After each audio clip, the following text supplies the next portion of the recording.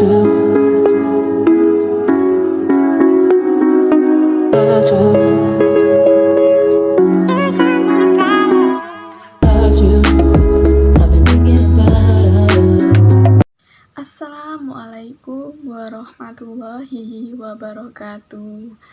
Halo anak-anak ibu yang cantik, yang ganteng. Nah, pada pertemuan kali ini kita akan belajar tentang ilmu pengetahuan alam. Sebelum melakukan pembelajaran, ada baiknya kita melakukan berdoa supaya menjadi berkah dan bermanfaat untuk kita semua. Ayo, siapa yang mau mimpin doa?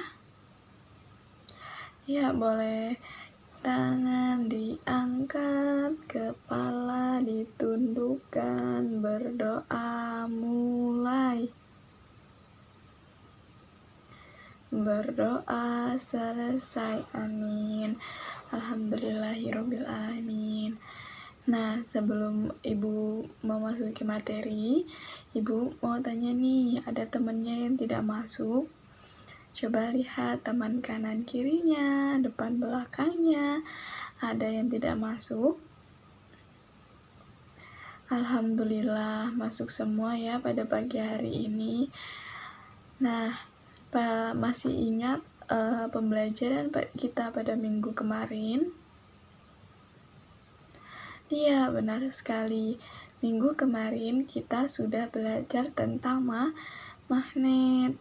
Nah, magnet itu ada berapa kutub sih? Iya, benar. Magnet itu ada 2 kutub. Yang pertama itu ada kutub utara dan kutub selatan. Nah, itu tadi sekian untuk refleksi kita untuk mengingat pembelajaran pada minggu kemarin. Nah, pada pagi hari ini kita akan belajar tentang cahaya. Sebelum memasuki materi, Ibu akan memberitahukan tujuan pembelajaran kita pada pagi hari ini. Tujuan pembelajaran kita pada pagi hari ini adalah menerapkan sifat-sifat cahaya dan keterkaitannya dengan indera penglihatan. Nah, apa sih itu cahaya? Nah, cahaya itu adalah salah satu dari gelombang elektromagnetik, sehingga dapat merambat dalam ruangan hampa karena memiliki sifat-sifat tertentu yang menyebabkan kita dapat melihat berbagai benda serta keindahan alam yang beraneka warna, bahkan dengan kualitas yang semakin baik sehingga objek benda tersebut dapat kita lihat dengan sempurna. Nah, kemudian itu ada sifat-sifat cahaya. Cahaya merupakan gelombang yang mempunyai sifat elektromagnetik, sehingga cahaya mempunyai beberapa sifat tertentu yang dapat memberikan manfaat bagi kehidupan serta makhluk hidup lainnya.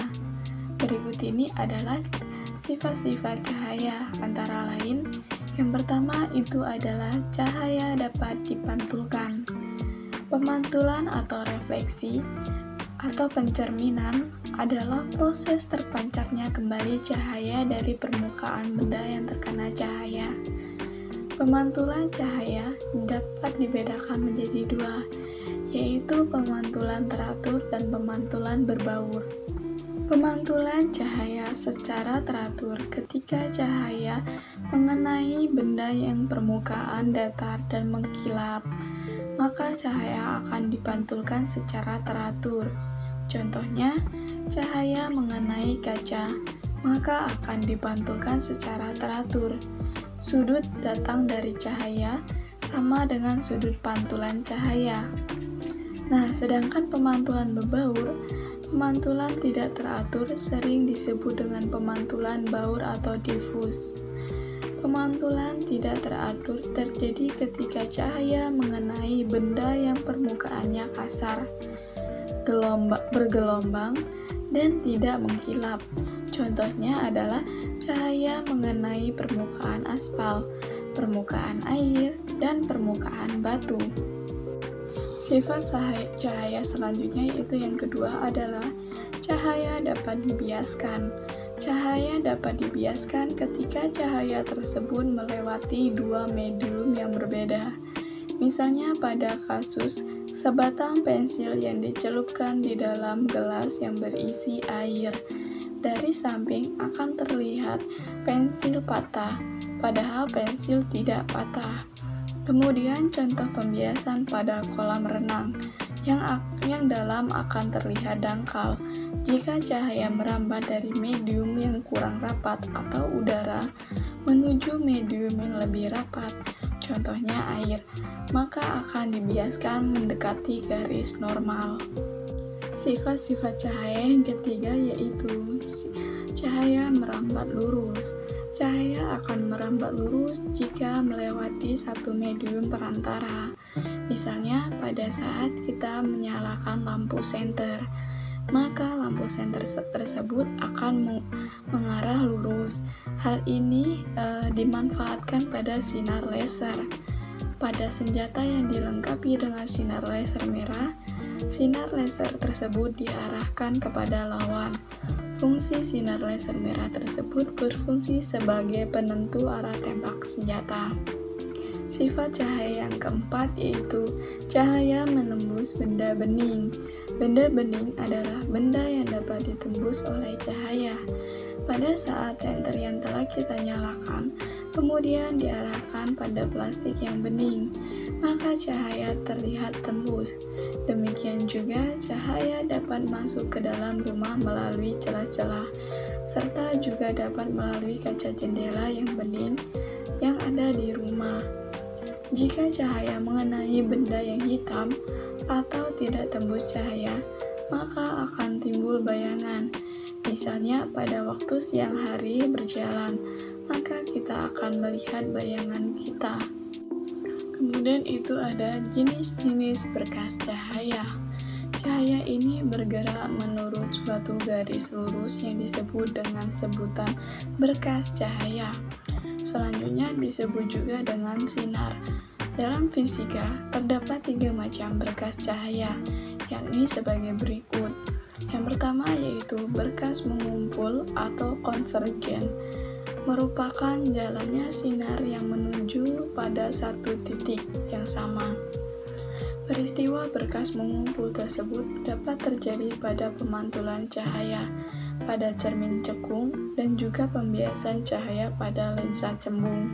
Berkas yang kedua yaitu berkas menyebar atau divergen, merupakan jalannya sinar-sinar dari satu titik yang sama, setelah itu menyebar ke berbagai arah dengan secara teratur. Peristiwa berkas menyebar tersebut terjadi pada pemantulan cahaya pada cermin cembung dan pembiasan cahaya pada lensa cekung. Berkas yang ketiga yang terakhir yaitu adalah berkas sejajar atau paralel, merupakan jalannya sinar-sinar dari suatu sumber menuju arah yang sama di dalam satu garis lurus. Peristiwa berkas sejajar ini terjadi pada pemantulan cahaya pada cermin datar dan juga pada sinar senter pada saat dinyalakan. Nah, jadi dari ketiga berkas jenis cahaya tadi itu perbedaannya. Yang pertama itu kalau berkas mengumpul atau konvergen itu masih menuju pada satu titik yang sama. Nah, itu terjadi peristiwa berkas mengumpul tersebut dapat terjadi pada pemantulan cahaya pada cermin cekung dan juga pada pembiasan cahaya pada lensa cembung. Sedangkan berkas menyebar atau divergen, nah ini masih pada satu titik yang sama. Nah kemudian itu menyebar ke berbagai arah dengan secara teratur. Itu pada contohnya pada pemantulan cahaya pada cermin dan cermin cembung dan juga pembiasan cahaya pada lensa cekung. Sedangkan berkas sejajar atau paralel itu merupakan dari berbagai arah di dalam satu garis lurus. Nah, sehingga terjadi berkas sejajar. Contohnya itu pada pemantulan cahaya pada cermin datar dan juga pada sinar senter pada saat kita nyalakan. Nah, kemudian kita akan membahas tentang manfaat cahaya dalam kehidupan kita sehari-hari. Ternyata cahaya ini mempunyai banyak manfaat untuk kehidupan kita dalam kehidupan sehari-hari kita ya, tanpa kita sadari. Nah, manfaat cahaya itu memiliki manfaat atau juga kegunaan yang sangat besar bagi kehidupan yang terdapat di bumi. Nah, kemudian ini merupakan manfaat cahaya di kehidupan kita sehari-hari, diantaranya sebagai berikut. Yang pertama yaitu fungsi optik. Tanpa adanya cahaya matahari, manusia akan kesulitan untuk melihat apapun. Hal tersebut dikarenakan tidak ada cahaya yang bisa dipantulkan objek yang dilihat, sehingga tidak ada yang diinterpretasikan di sistem penglihatan manusia, yakni mata. Fotosintesis. Nah, tumbuhan memanfaatkan cahaya matahari untuk dapat membuat makanannya sendiri yang disebut dengan proses fotosintesis. Sehingga meski tanpa diberi pupuk, tanaman itu dapat hidup serta juga tumbuh dengan sendirinya. Kemudian yaitu di dunia kesehatan, yaitu fotoronsen. Nah, di bidang kedokteran, gelombang cahaya matahari dimanfaatkan dalam fotoronsen atau juga sinar X. Fotoronsen ini merupakan teknik pemeriksaan penunjang yang penting di bidang mendiagnosa suatu penyakit dalam ilmu medis. Yang keempat yaitu pembangkit listrik. Nah, fungsi cahaya ini sebagai pembangkit listrik adalah pemanfaatan cahaya matahari diubah menjadi energi listrik. Jadi dari cahaya matahari kemudian diubah menjadi energi listrik untuk dapat memasok daya listrik di satelit komunikasi dengan melalui sel surya. Panel surya tersebut akan mendapat energi listrik dari cahaya matahari dengan menempatkan panel surya yang dilengkapi dengan controller atau mempunyai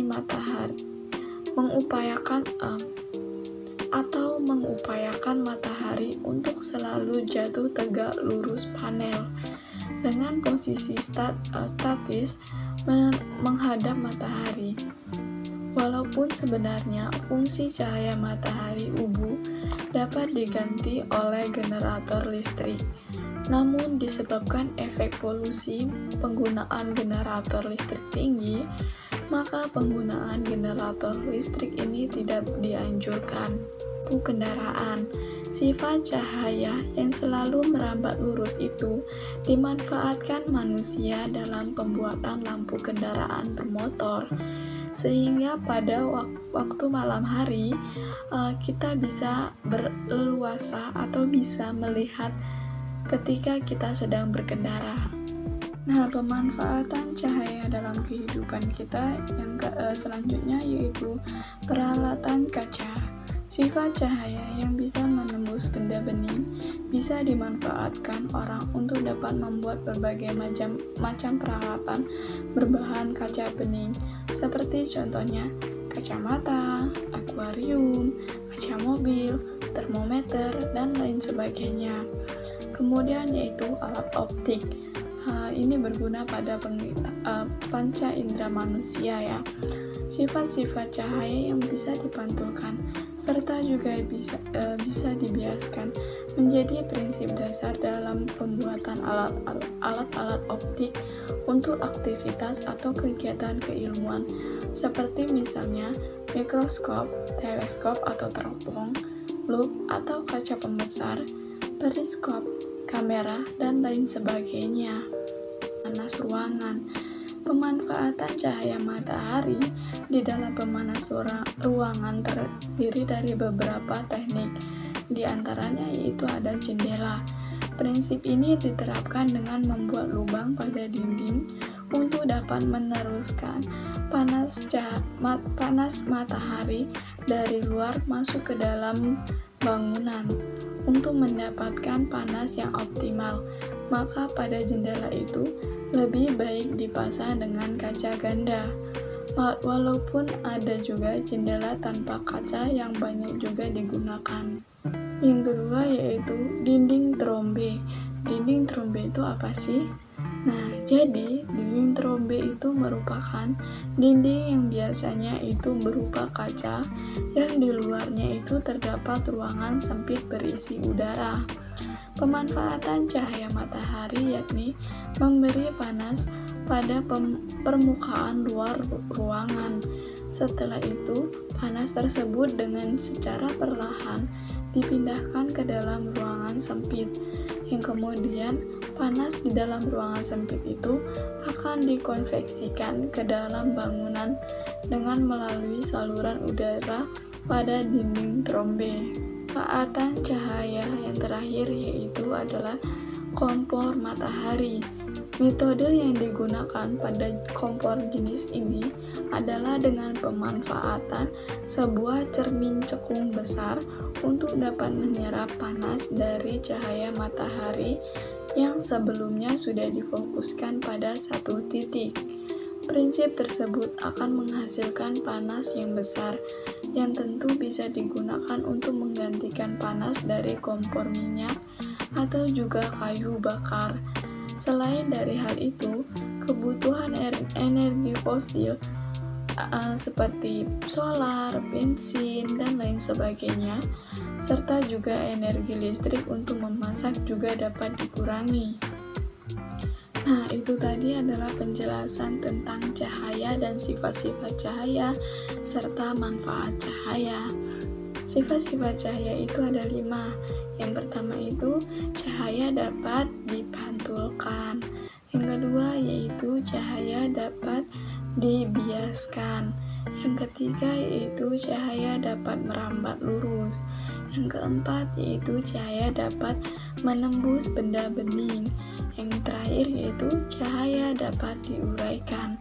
Cahaya itu mempunyai manfaat dalam kehidupan sehari-hari kita, semisalnya fungsi optik, terus fotosintesis sehingga tumbuhan itu bisa membuat makanannya sendiri.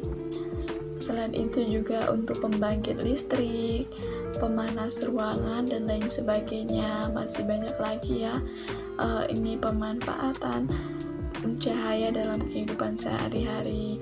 Nah, sekian untuk pembelajaran kita pada pagi hari ini. Semoga bisa bermanfaat untuk kita semua. Nah, agar bermanfaat pembelajaran kita pada pagi hari ini, ada baiknya kita melafalkan lafal hamdalah. Alhamdulillahirabbil alamin. Apabila ada kesalahan kata, Ibu mohon maaf. Kepada Allah Ibu mohon ampun.